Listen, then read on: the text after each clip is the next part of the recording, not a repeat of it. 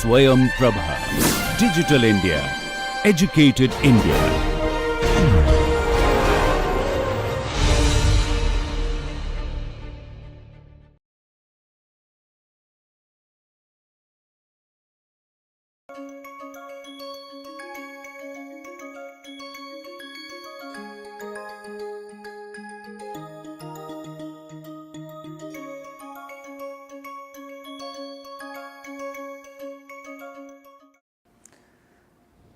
Humanistic model and HR processes, we can look at how they are closely linked. Drive to acquire is related to salary, the tools available for working, basic hygiene condition. Many of you might remember hygiene and motivation theory of Herzberg. It talks about things which motivate at work do not prevent the dissatisfaction, or things which prevent dissatisfaction not necessarily result into motivation.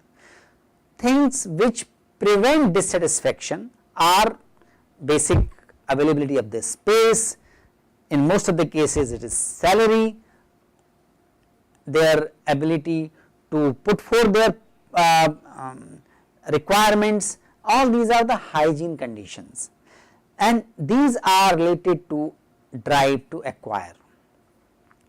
Human beings also need clarity about what is their territory, how their performance will be evaluated, and also look for inputs to carry out their day-to-day work.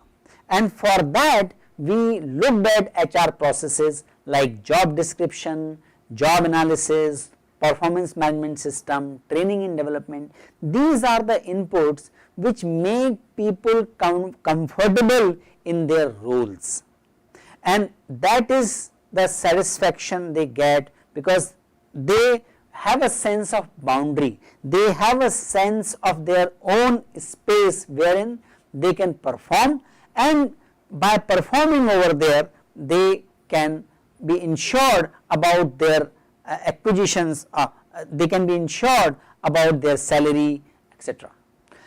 And being in that space, they also wish to have positive relations. Every employee thinks of working, every employee look forward to work in a positive environment where people have sense of teamwork, where organization has positive climate of openness, trust, creative problem solving, opportunity to take initiatives, etc. It is related to drive to bond and drive to comprehend. Drive to bond arises from the social nature of human being. That aspect must be taken care of in the HR processes, and that happens by enhancing engagement practices, by building teams and creating more and more opportunity for the open communication, so that people can resolve their conflict amicably and work as community. But that is not sufficient for human beings. They also need to know how they are contributing, how their work is contributing towards larger scheme of things, how their work is meaningful in the overall scheme of organization and its role in society, and that is related to drive to comprehend.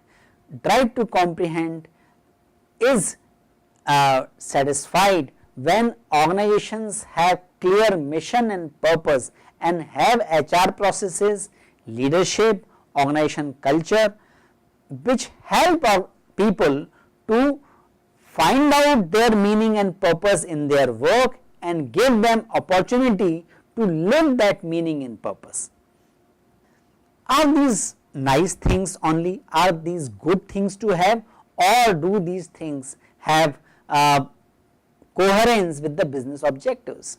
So, McKinsey study being carried out by Dhingra and the other authors' names are given in this slide.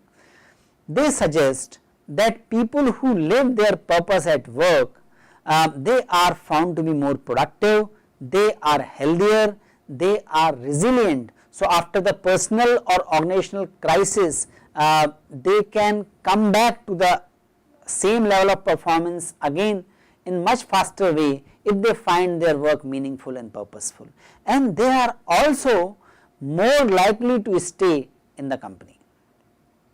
When personal purpose and organization purpose are aligned, that leads to high level of employee engagement, heightened loyalty and greater willingness to recommend the company to others. So, you might remember the very second slide in this session, we talked about Forbes Best Employer Survey. We can connect this slide with that second one, where we looked at sense of teamwork, camaraderie or positive recommendation about the organization towards friends and family. All these things are connected to drive to bond and drive to comprehend. That is our basic nature of working in the community, our urge to be part of the community, and also our urge to seek meaning and purpose in what we do. This is assured, this is the result of this McKinsey study as well. We can look at this study in a more nuanced way and to make sense of whether meaning and purpose is prevalent in all levels of organization or not. That is an important question. And what is found in this study is that frontline managers are less likely to say that they find their work meaning, they find meaning and purpose in their work. Whereas managers, middle level or senior level managers are more likely to look at their work as something which is giving them meaning and purpose. So, this situation has clear implication on the HR function. HR function need to give the attention to the fact that 10 times, it is 10 times less likely than management level colleague to say that they have had opportunity to reflect on their purpose in case of frontline managers. And frontline managers and employee are 9 times less likely to say that they would had a manager foster opportunities for them to work on purposeful project. And that is where HR has to play a very important role. They need to communicate to the managers that managers have a very important responsibility towards the frontline managers and employees to make them see role of their job, the importance of their job in the larger scheme of things. Since they are generally focused on the small territory or the small part of a large, small part of the very big job, many a time, and in this survey it is coming out most of the time, they are not able to see how their work is contributing to the larger level success and larger positive impact of their work on the organization and role of their organization in the society. So, it is important for managers to communicate this to the frontline managers and employees that how their work is contributing to the larger scheme of things. And it is HR's role to communicate this and sensitize the managers about this need. How they can do it? They can do it in the 3-step process as being suggested by these authors. These 3 steps are start, reflect and help. Start with organization purpose. Look at how organization purpose captures meaning and purpose for everybody who is part of the organization.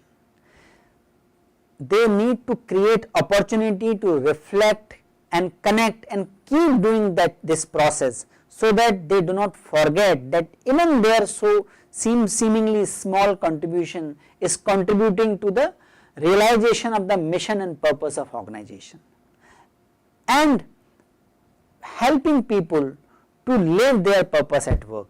Many a time people may have different aptitude towards contributing to different kinds of job. Many a time people would like to contribute towards certain thing, but they may require some developmental inputs. that can be given in the form of coaching, mentoring, training, and that can help people to not only contribute to the larger meaning and purpose, not only contribute more to realize the mission and purpose of the organization, but also will help frontline managers to see that they are contributing. In the nutshell, the best employee relations are reflected in the trust, fairness and respect. Trust is about my belief in other party, that and that party can be manager or organization, that it has authenticity, it is behaving as if it is supposed to behave, it is behaving according to its deeper intentions. Logic aspect of trust is my belief that person has the necessary intellectual wherewithal, intellectual resources, capability to do what it is promising. And empathy is the third most important component of trust, the perception in other party that person is not only having capability, not only is transparent in terms of representing in his or her behavior what he or she intends to, but also has ability to understand my pain, understand myself. That is the empathy. So, authenticity, logic and empathy are the building blocks of trust, whether it is trust between two employees, employee and manager, or employee managers on their organization. Second is fairness. Fairness is about procedural justice and distributive justice. People should be able to see the great place and great employers are those where people see, employees see that the rewards and recognition or punishment is given to people as it is justifiable. The process through which rewards, punishment or recognition is given is transparent and it is justifiable, and it is available, it is given to different people without any bias. This is the procedural and distributive justice which builds the foundation of fairness. And third is respect. Best employee relations are reflected in the form of dignity and not bullying.